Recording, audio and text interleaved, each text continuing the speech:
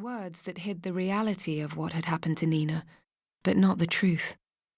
That my sister was dead.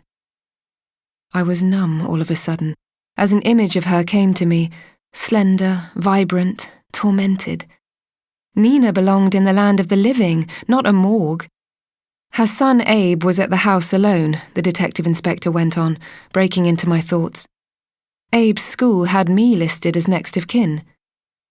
How soon can you get here? I was next of kin. For a moment I was stunned. I can leave in a minute. Suddenly I remembered.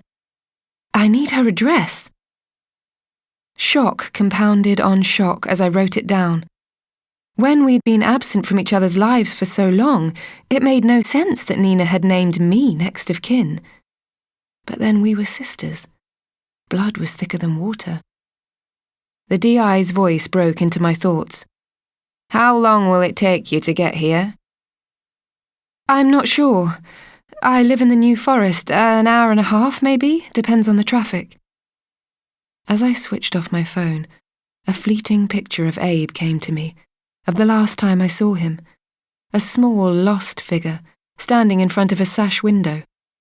There were no curtains, just the peeling paint framing the expanse of darkness outside. Abe had been wearing his pajamas, his feet bare, Nina standing beside him, as though they were watching something together. I remember seeing him reach for her hand, noticing Nina's lack of response. After a few seconds, Abe's hand falling away. Unless Jude, his older brother, was around, which somehow I doubted, Abe had no one, as far as I knew. So I was driving. Then, out of nowhere, I was thinking of the Crybabies, the band of which I'd been the lead singer, in my late teens, early 20s, when life had been simple. Why am I thinking about the Crybabies, with everything else that is going on? But I knew what had reminded me.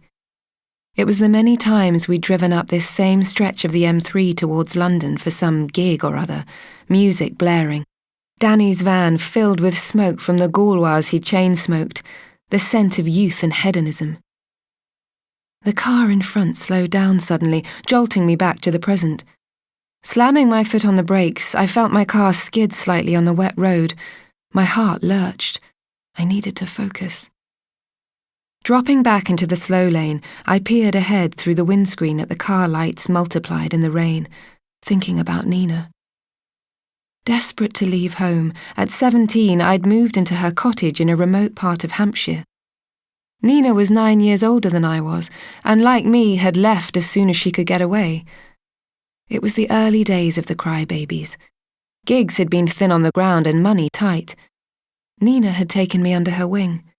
She always had back then. My big sister, who had seemed to have her life so sorted, was used to rescuing people. At the start, they'd been happy, carefree days. But so much time had passed. So much had changed. For a while I came and went from Nina's place, as the band worked hard and played hard, pushing ourselves ever more in pursuit of the dream. Then, after 3 years together, it paid off. The Crybabies had looked set for the stars, with a nationwide tour supporting another band and a record deal being talked about. The band had taken over my life by then, and I was off and away, travelling around the country, spending less and less time at Nina's. Now it felt like another lifetime. I wasn't the same person I'd been then. But things happened, life changed people. That brought me back to Matt again, to our first meeting 2 years ago at a New Year's Eve party. It had been a meeting of eyes across a crowded room, which sparked an instant attraction. We met again by chance a few days later when, over cups of coffee on a park bench bathed in winter sunshine, he told me he wanted to see me again. My elation punctured by shock, as in his next breath he told me he was married. I remembered him sitting there as I got up and walked away, staring into his coffee cup. I'd reached the edge of the park before I heard his voice behind me, saying he wasn't sure what was happening to him, but please.